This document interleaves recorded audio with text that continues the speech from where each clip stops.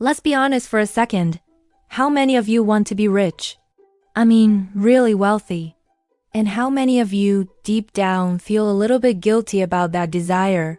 We live in this strange paradox.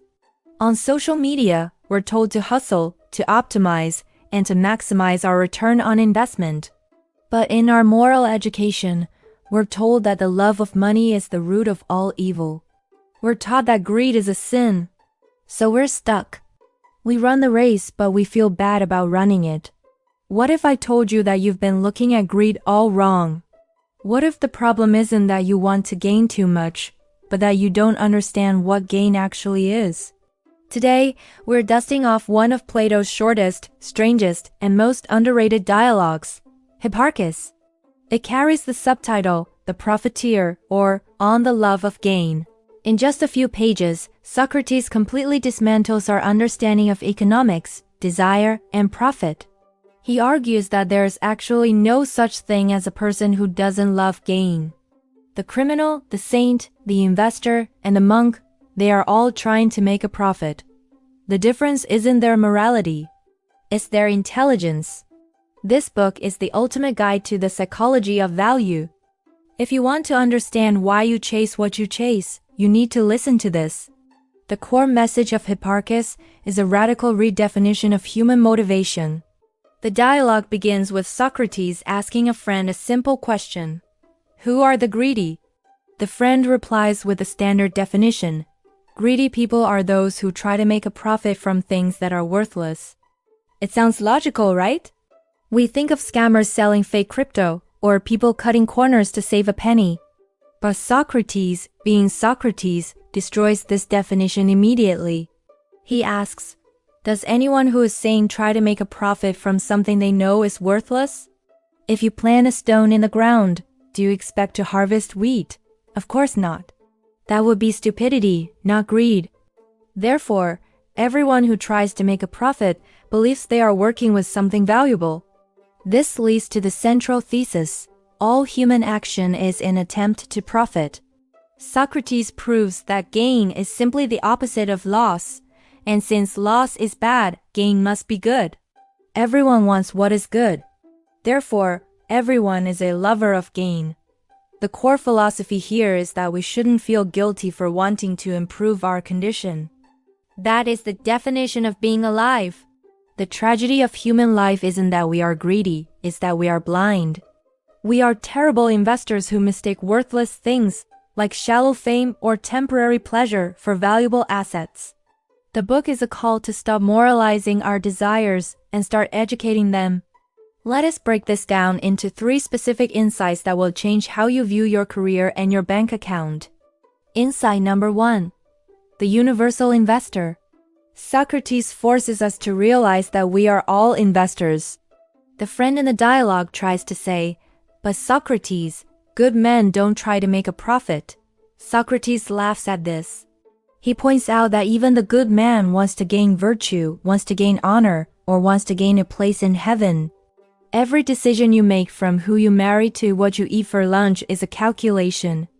You are trading your time and energy for a return. This insight liberates us from hypocrisy. Stop pretending you aren't transactional, you are. The relationship you have with your spouse is a transaction of love and support. The work you do is a transaction of skill and impact. Once you accept that you are a lover of gain, you can stop pretending and start asking the real question. Is this trade actually profitable, or am I getting ripped off by life?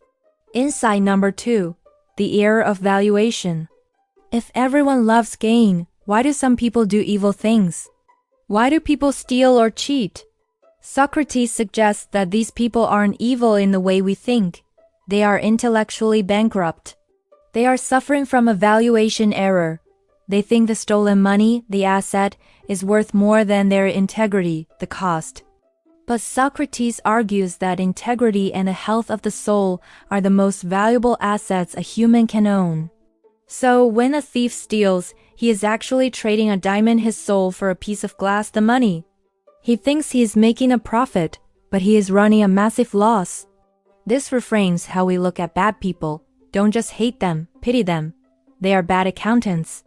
They don't know the market price of their own souls. Insight number 3. The paradox of Hipparchus. The dialogue is named after Hipparchus, a tyrant's son who ruled Athens. Socrates tells a story about him. Hipparchus was incredibly wealthy, but he didn't hoard wisdom. He set up road signs all over Athens with wise sayings and invited poets to educate the citizens. Why? Was he just a nice guy? No. Socrates implies a deeper motive. Hipparchus knew that ruling over ignorant, stupid people is unprofitable. To maximize his own gain as a ruler, he needed high-quality subjects.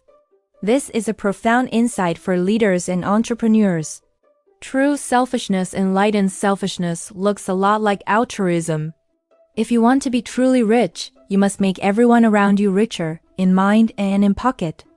Hoarding value makes you poor because you end up living in a desert.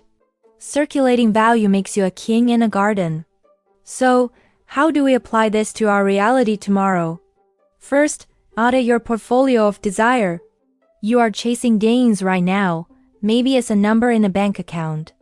Maybe it's likes on a post. Ask yourself the Socratic question.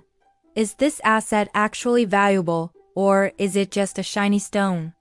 If you are sacrificing your health or your family for a promotion, you are buying a worthless asset at a premium price. That's bad business. Second, become a value investor of life. Stop judging yourself for wanting more. Wanting more wisdom, more time, more love, and yes, more financial freedom is natural, but be rigorous. Do the due diligence. Don't let society tell you what is valuable. Society tells you a luxury car is a gain. Philosophy might tell you that freedom from debt is a better gain. Finally, practice enlightened greed. Like Hipparchus, realize that your environment reflects your value.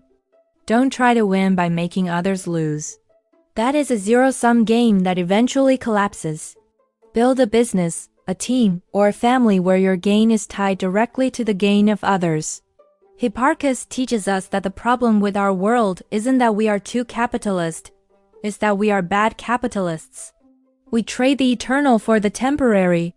We trade the profound for the trivial. Socrates invites you to the ultimate market.